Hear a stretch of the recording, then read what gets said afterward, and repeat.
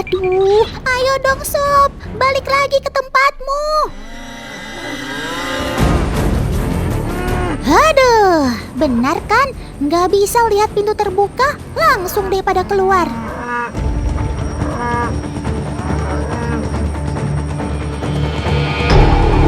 Oh, rupanya sekarang waktunya mereka makan.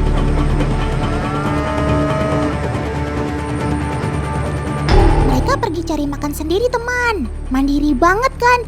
Namanya juga si Bubalus Bubalis alias kerbau.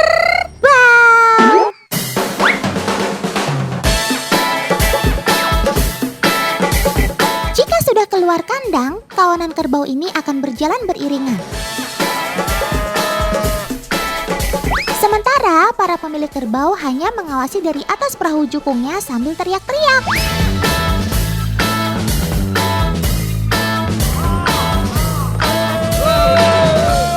Wah, seru ya cara menggembalakannya. Kerbau-kerbau ini akan digiring menuju tempat mereka mencari makan yang lokasinya tidak jauh dari kandang.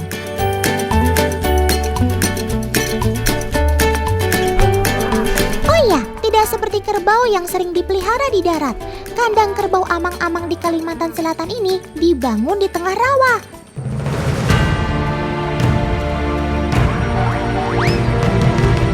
Lihat saja tuh, tanaman rumput rawa di sekitar sini sangat melimpah ruah.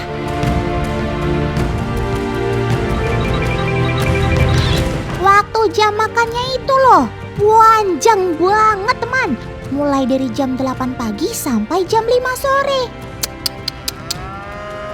Kunyah terus.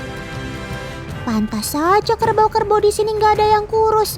Semuanya sehat dan gemuk-gemuk.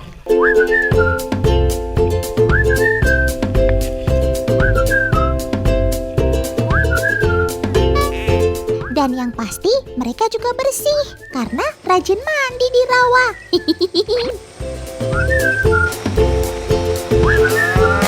Kerbau memang senang berkubang di dalam air atau lumpur, teman.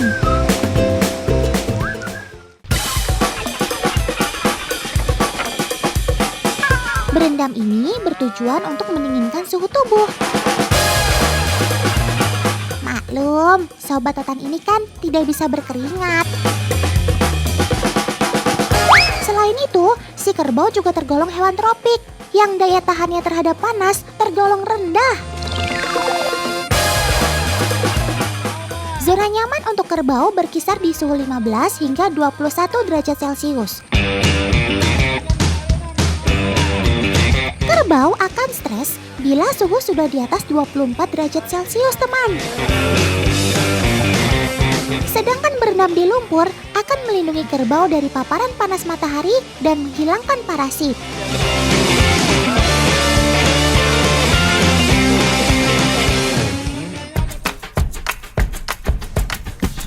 Ngomong-ngomong, kalian pasti sudah tahu kan kalau kerbau merupakan hewan memamah biak. Artinya, mereka akan mengunyah rumput selama puluhan kali sebelum akhirnya ditelan. Semakin tua usia kerbau, semakin lama pula mereka mengunyah rumput.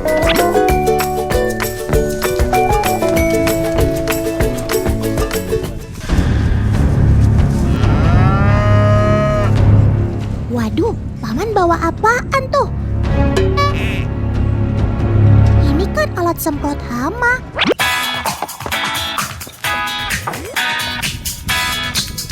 Ya, betul teman. Kerbau-kerbau amang di sini juga diberi obat untuk mencegah dan menghilangkan kutu. Tenang sob, jangan takut. Cuma semprot-semprot sedikit saja. Wush, kutu nakal langsung menjauh.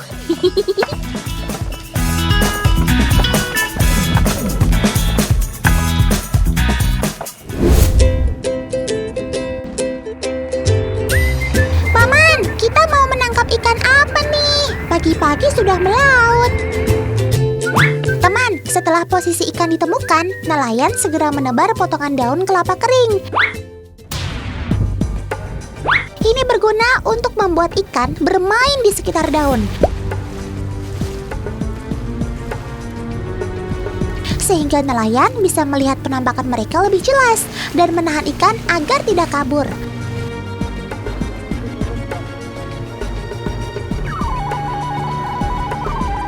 Oke, posisi target sudah terkunci. Saatnya melepas jaring.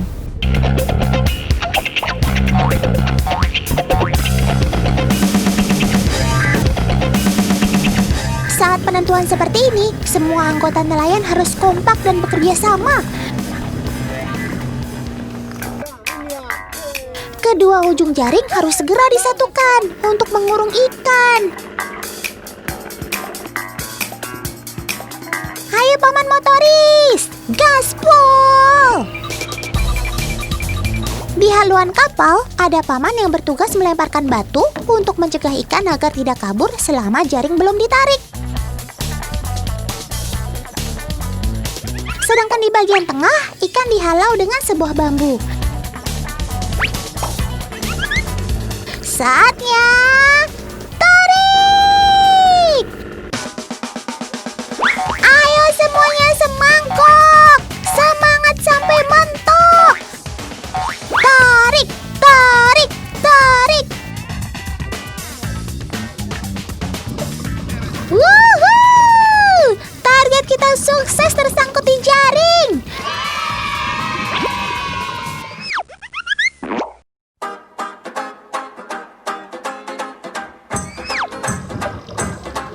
Ini loh ikan yang biasa dibuat sambal roa.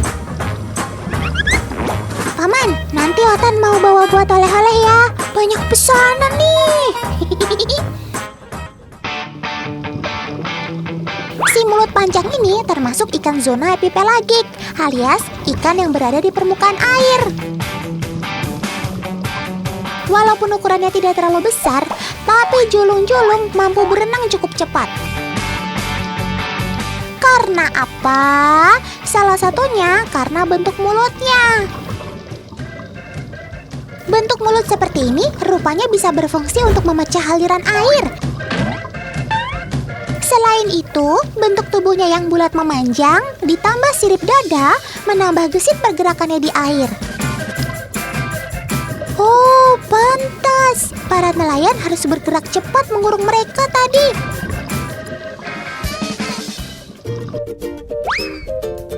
Paman, lumayan nih hasil tangkapan kita hari ini.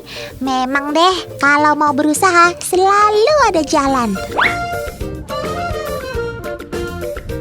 Saat musim julung-julung tiba, nelayan hanya butuh sekali lepas jaring untuk mendapatkan 1 ton ikan. Wah, wah, wah.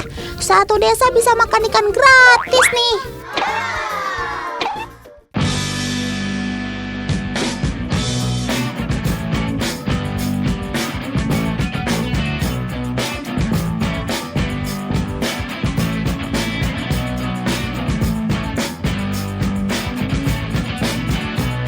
Salah satu pengolahan ikan julung-julung atau roa ini adalah pengasapan.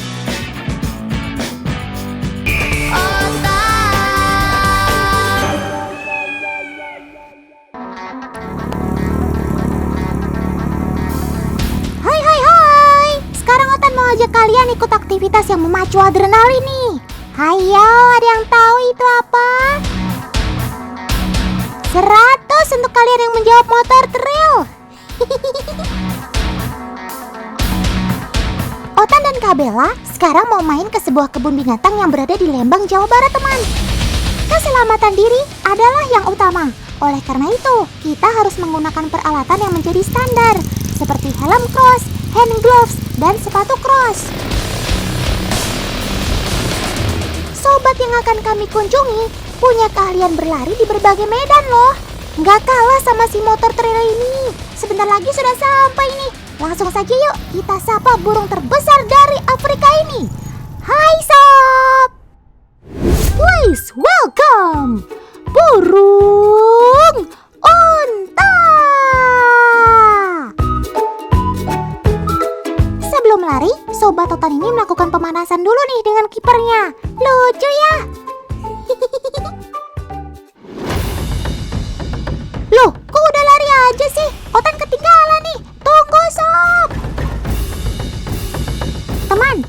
kecepatan burung unta terletak pada kelenturan tubuhnya. Otot-otot burung unta bisa menyimpan energi elastis 2 kali lipat dibandingkan manusia. Kecepatan berlari si kaki panjang ini juga nggak main-main loh. Bisa mencapai 70 km per jam. Saat berlari, kakinya menjadi tumpuan, sedangkan sayapnya ia gunakan sebagai alat kemudi dan keseimbangan. Udah dulu ya teman. Otan ngos-ngosan nih.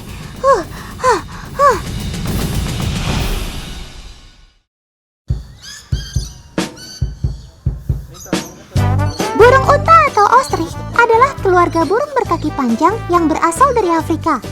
Walau namanya burung dan memiliki sayap, tapi sobat otan ini tidak bisa terbang teman. Mereka bertahan hidup dengan sistem perlindungan diri yang baik. Salah satu bentuk pertahanan dirinya yaitu mengejar siapapun yang mengganggunya, seperti kakak kiper yang tadi.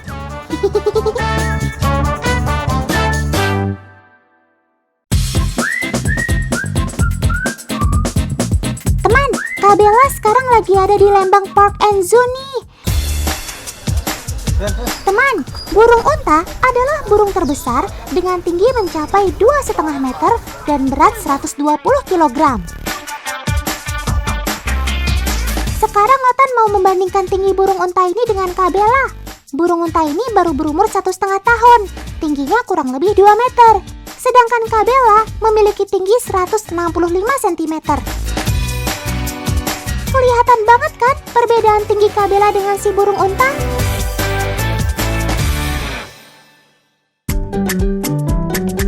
Loh, kamu ngapain Sob? Kok seperti melakukan tarian sih? Betul teman, ini adalah tarian untuk menarik perhatian si betina. Nama kerennya mating dance. Burung unta jantan akan mengibaskan sayap dan menggerakkan kepalanya untuk menarik perhatian si betina. Sudah Sob, sudah. Otan pusing 7 keliling nih liatnya.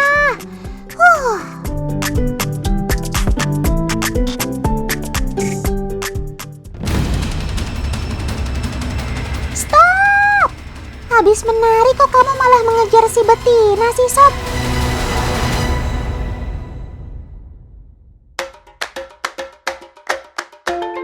Rupanya ini merupakan ritual selanjutnya teman. Aksi kejar-kejaran ini tidak mengandung kekerasan kok, malah mirip seperti film India.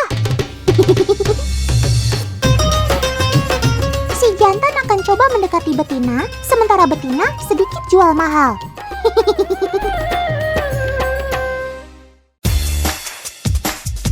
Bahas burung untanya udahan ya. Sekarang Otan mau bahas unta, sobat Otan yang punya punuk di punggungnya. By the way, walaupun namanya sama, ada untanya, mereka jelas jauh berbeda. Burung unta masuk ke dalam kelas Aves, sementara unta adalah mamalia. Wih, ada yang lagi adu balap. Ayo, semangat sob. Adu balap unta ini berlangsung di negara Dubai, Uni Emirat Arab teman. Adu balap unta sudah menjadi tradisi turun-temurun di Dubai. Olahraga ini berlangsung setiap tahun. Biasanya saat musim dingin dari bulan Januari hingga April. Setiap unta hanya mengikuti balapan 1 kali saja dalam sehari. Soalnya sekali balapan sudah bikin mereka kelelahan. Ada 2 panjang trek balap, 1,8 km dan 8 km. Ini disesuaikan dengan umur untanya teman. Kalau Otan sih pilih yang paling pendek jaraknya. Nah, bedanya adu balap unta dengan hewan lain adalah jokinya bukan lagi manusia, tapi robot. Joki robotnya dilengkapi dengan alat pemancar dan alat pengendali jarak jauh loh. Cakep! Si pemilik cukup mengejar unta dengan mobil berkecepatan sama, sembari mengendalikan untanya dengan mengirim suara ke joki robot. Semakin keras suara si pemilik unta, maka akan semakin cepat si unta berlari. Oh iya, biasanya joki robot terbuat dari aluminium, biar bobotnya ringan. Soalnya kalau robotnya berat, bakal mempengaruhi kecepatan unta saat berlari. Dalam 15 tahun terakhir, balap unta menjadi salah satu olahraga bergengsi di dunia loh. Itu karena pemenang balap unta akan mendapat hadiah jutaan dolar Amerika. Gak kaleng-kaleng teman. Traktir Otan pisang dong sob. Setiap hari berlangsung 20 balapan unta dan setiap balapan diikuti 30 unta, teman. Jadi ada total 600 unta di sini. Semoga kalian gak saling tertukar ya, sob.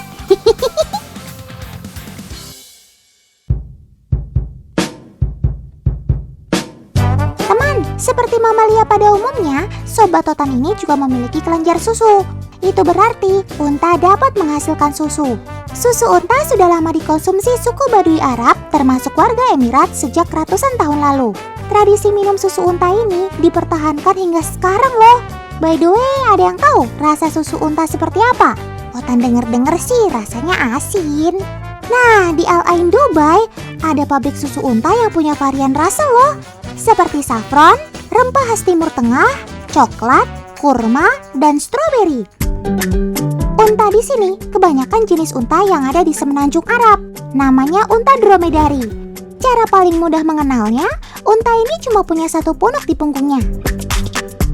Jenis unta dromedari biasanya menghasilkan sekitar 20-an liter susu dalam sehari. Dan ternyata, unta betina hanya bisa menghasilkan susu selama setahun setelah ia melahirkan, teman. Sama seperti pengolahan susu sapi kemasan, susu unta ini harus melewati tahap pasteurisasi dan sterilisasi. Keduanya bertujuan untuk membunuh bakteri pada susu. Nah, nggak cuma itu, susu yang sudah bebas bakteri pun masih harus disimpan di lemari pendingin. Ini biar susunya awet, teman.